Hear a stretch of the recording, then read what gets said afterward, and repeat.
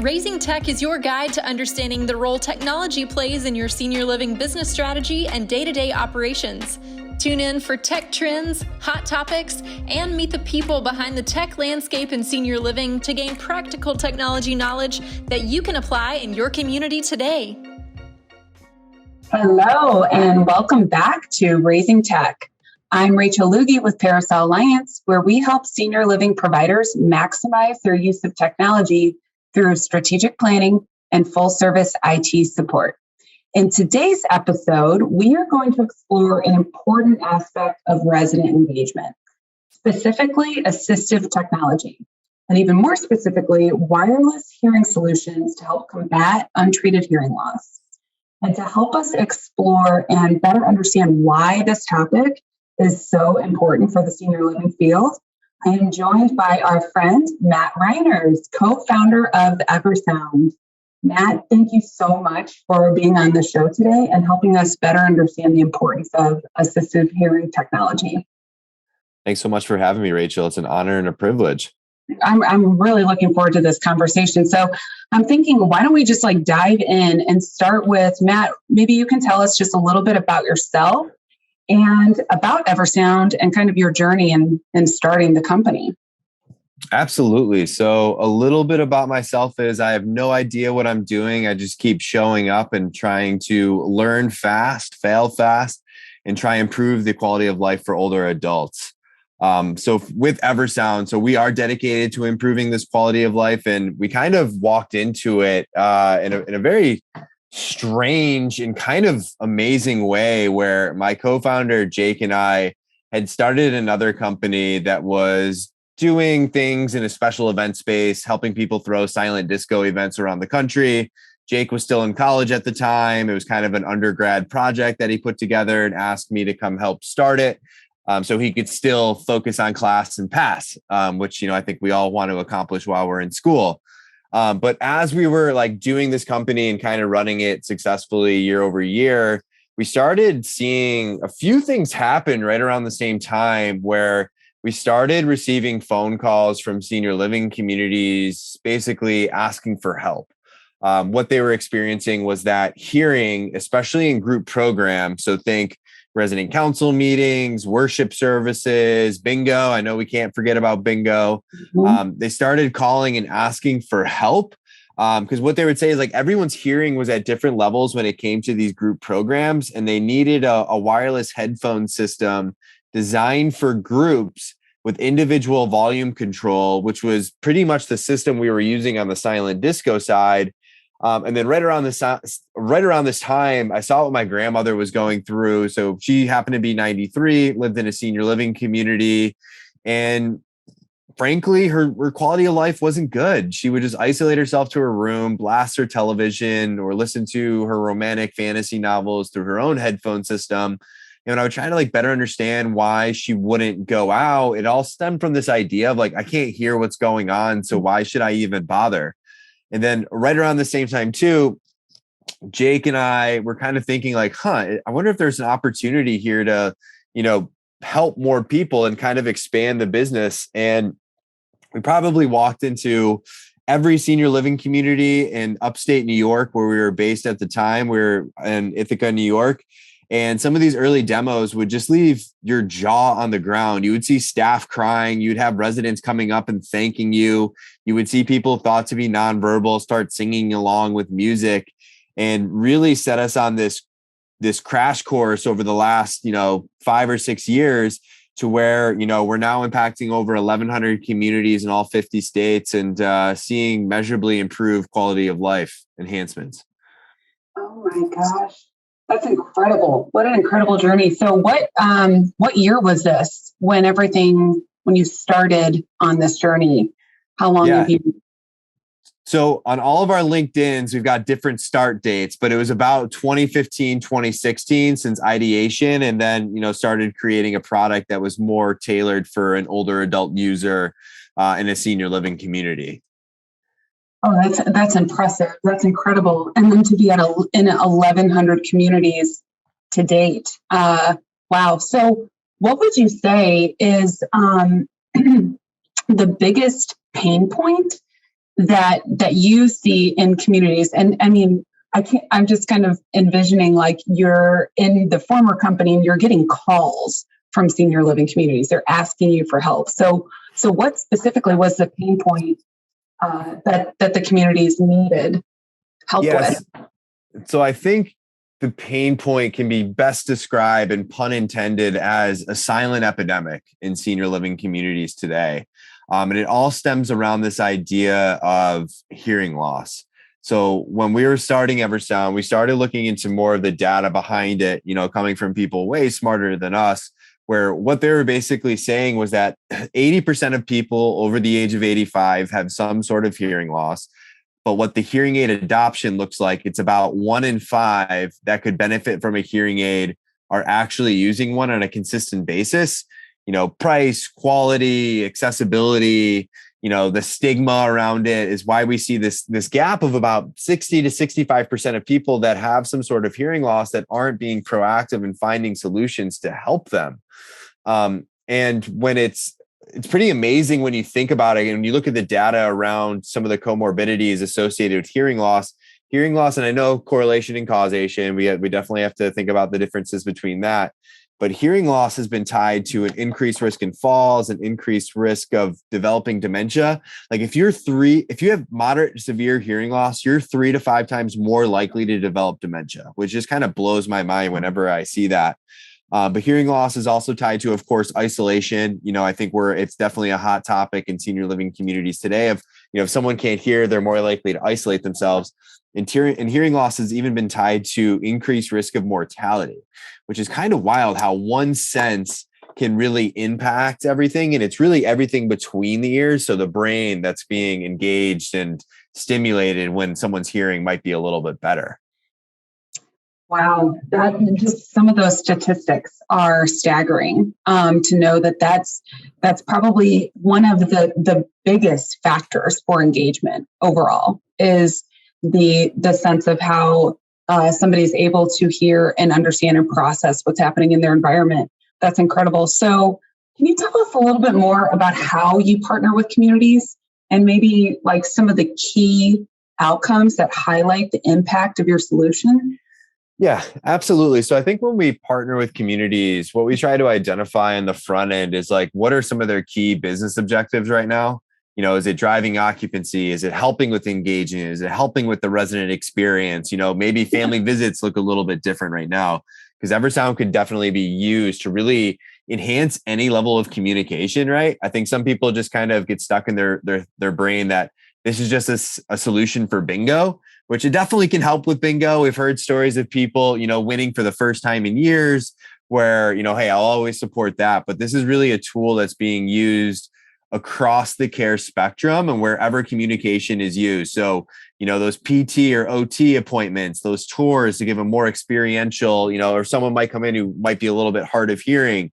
We're also finding that people are using it as a tool to, I think, where, the best kind of case study that we've done, and every group we work with has gathered their own data or kind of wanting to test the efficacy of this new technology. But one group that really stands out was the Front Porch Center for Innovation and Wellbeing, based in California, who do an amazing job in terms of really vetting tech.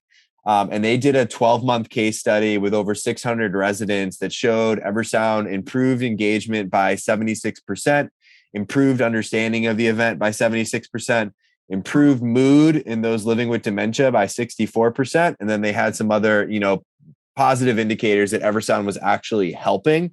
And we've had other communities do other studies, right, when they're kind of making sure that this technology piece works. We've also seen increased attendance, again, increased engagement. And when you kind of get to the simple idea, right, the inability to hear is detrimental to how we experience the world around us. And if we can give a tool that can help for a community to really experience that, and a tool that's tailor-made for an older adult user and tailor-made for a senior living community. So it doesn't need Wi-Fi, doesn't need cellular reception, can use anywhere, just a click of a button, plug and play.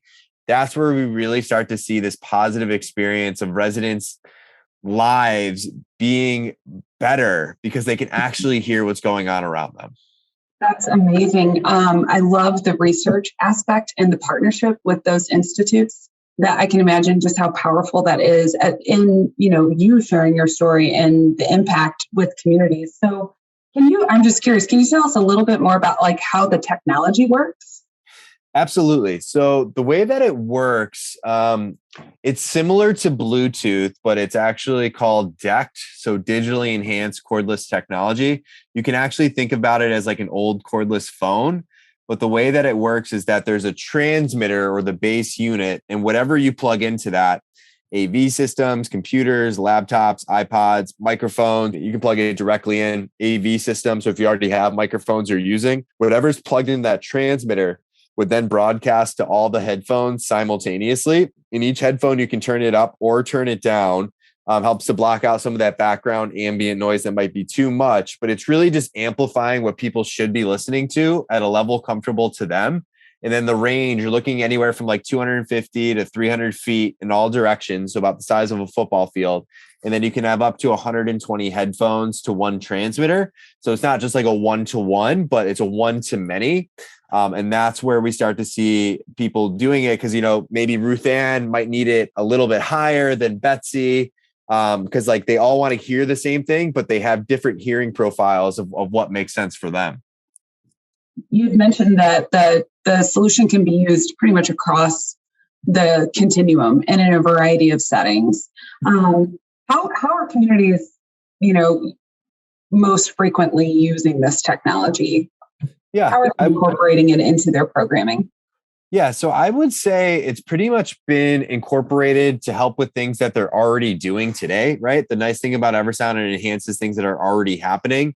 So wherever there's been a situation of using communication, right, which is pretty much every and any program that's happening today, we see Eversound as kind of being as a tool to enhance that. And then we've also got like an online database of grab and go programs that people can use to really set them up for success that way. So our whole goal here is to improve the resident engagement and make the activity professional's life that much easier, helping to curate all of this content for them.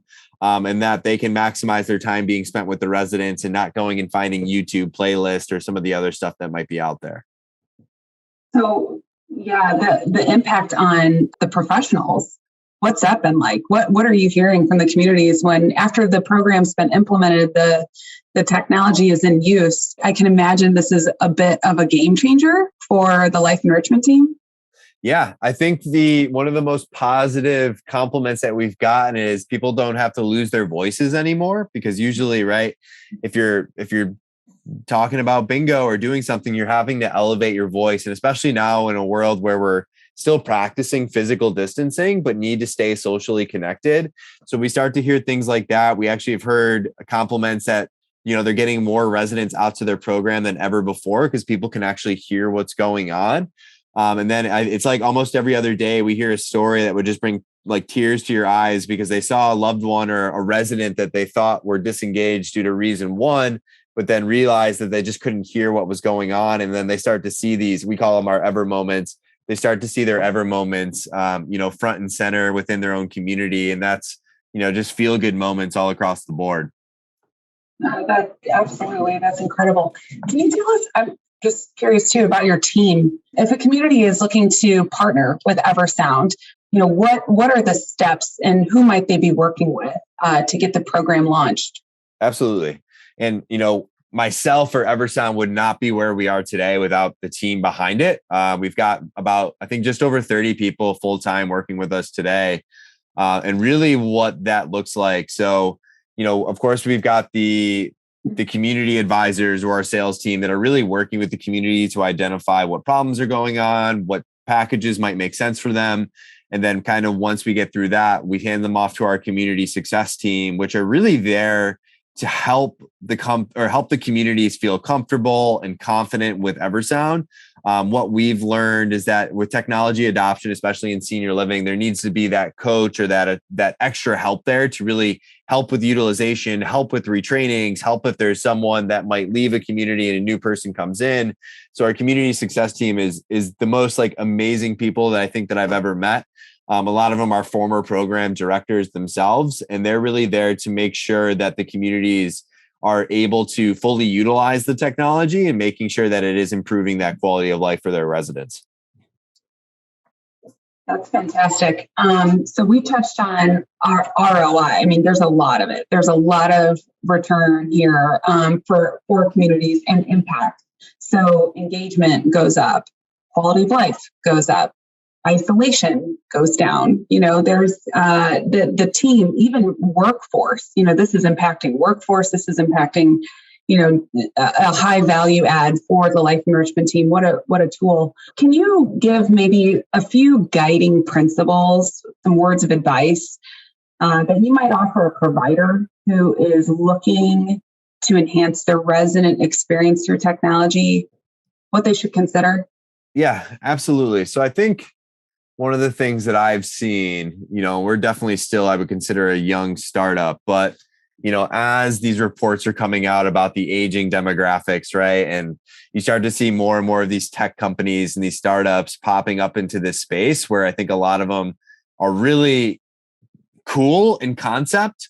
But I think I've heard horror stories of communities start working with companies that are startups that end up, having a 3-month runway and aren't around for the long haul. So, and I always like it when we have new partnerships or even current partnerships that are asking us about what's our 1 year, our 3 year, our 5 year, 10-year plans, just to make sure that they're investing in a company that's going to be around for the long haul and not just going to be there for a year or so where you've invested all this time and money and then that solution is no longer available, which is just definitely something. So I guess the advice would be to a provider, just press those newer companies, even the older companies, are they going to be around? Are you investing your time and energy with the right company? I would say another just piece of advice is, looking for solutions or companies where they're actually working or talking at least, because I think you're finding more and more companies popping up that are pretty much designing their solutions in a silo, which, every time I talk to a community or provider, and I think of my friend Scott Smith with 5-Star basically said, collaborate to automate. So us as vendor companies need to be having those conversations and really aligning with what that looks like and making sure that we're creating a solution to make life easier within the communities and not doing that. So I guess the advice to a provider would basically say, ask them who their partnerships are, who are they friendly with, who are they talking with, what other technology solutions you already have, and making sure that it aligns and helps with that and just doesn't become a deterrent and makes it that much more difficult to operate. And then I think third, and this really comes from my conversation with Amber, and I completely agree, is that these providers need to identify their tech strategy and their tech roadmap, and then find technology vendors to help make their vision come true. There's been so many times where, I'll talk to somebody and try and ask about what their vision or their strategy looks like for their technology. And they're pretty much asking us to dictate that for them, where, we can do that. But granted, they and their leadership team have the best knowledge of what their community looks like. And of course, I want them to work with Eversound. I definitely see the benefit there. But I think providers need to take a step back and really look at what innovation means to them, not just give the innovation title to someone because it's part of your key values, but just making sure that you're embracing that and coming up with your own strategy and then finding technology providers to help you make that vision come alive. I mean, that's fantastic advice. And in line with what we see as well, for sure, especially on the strategy piece. We've been beating that drum now for 6 years. And it's just really interesting that the more we have these conversations with providers, the more we find that everybody, is aligned in that need. Yes, we need to understand what the end goal, what's the vision, and then who are the right partners in helping us get there, and make sure we have that comprehensive strategy in mind along the way. So you mentioned your 1 year, your 3 year, 5 year plan. Anything you want to share in regards to what's on the horizon for Eversound? Yeah. So I think with Eversound, our mission is to improve quality of life, right? And whatever we can kind of figure out or product suite that we can create towards that, I do see us, not to distill too much information, but moving to a more all-encompassing healthcare solutions provider, and really trying to become the company that destigmatizes hearing loss. Because I think hearing loss is still, unfortunately, stigmatized. We've talked about the data, and I mean, everyone wears some form of glasses of some sort. Myself, I can't drive at night without my glasses, or it's illegal. But I think trying to be a company that helps to destigmatize hearing loss, bring forward some good information and good products around that. Because I think what you'll find is the communities that are prioritizing finding solutions for their residents to help with the more, all-encompassing senses will be the communities that continue to stand out, and the communities that have higher census, because they're looking for the whole person and really finding solutions like that. You started out this conversation by saying, I don't really know what I'm doing. I don't know anything. I'm just kind of like have a lot of passion and move forward. You are clearly, you have a mission, you have a passion that is moving, but you're incredibly bright in how you've gone about building this concept and launching it into the field and injecting this into senior living. So thank you for that. Matt, as we close up, we have one question we generally close each conversation with. What excites you about the future of technology in senior living? Yeah, so I think what really excites me is, I think senior living communities up until recently, especially like before the pandemic, it was a really micro approach, right? So everything that's happening within the community, what bingo game are we running? What outside entertainer is coming in to help, deliver an experience? But where I think technology and what I'm really excited about is, how does that open up the world, right? Like, how does that not just open up the doors to the community, but to the overall world, where, people might go take a virtual trip to Australia, a virtual trip to Paris, and giving people the experiences to really do that. Because I think, when the point of going into senior living, in addition to the care, is to continue to have these social experiences. And if we can give communities the tools to really just broaden their horizons and make it that it's not just what's happening within that community, or, they've got a pen pal across the country in Germany. Like, I just think it opens up a lot of opportunities for social engagement. That's not just the happy hour that's happening within a community today. Excellent. I love that. I love that vision. And I agree with you. I think that's so exciting. There's so many possibilities on the horizon. And I look forward to, I think we're going to see just rapid movement towards that future as well. It's now going to be accelerated based on what's happened within the last 2 years. I think we've had a lot of disruption. So, and just one of the things I've heard, one of the silver linings coming out of it that I heard from some of our partners was that, technology was a nice to have. And then during the pandemic, it became a need to have. And it was a silver lining that it definitely saw tech adoption really skyrocket. And we just hope that it can continue, because I think there's definitely a lot of great companies out there doing really amazing things and continuing to partner with each other, and work hand in hand and side by side to deliver these solutions. I think will set us up as an industry for the better. I couldn't agree more. Matt, thank you so much for being on Raising Tech and having this important conversation, helping us better understand. Amazing. Well, thank you so much for the opportunity, and keep up the amazing work, Rachel and Parasol Alliance. Thank you. All right. We'll see everybody next time. Thanks for listening to Raising Tech, where we help senior living communities unlock the power of transformational technology. This podcast is powered by Parasol Alliance.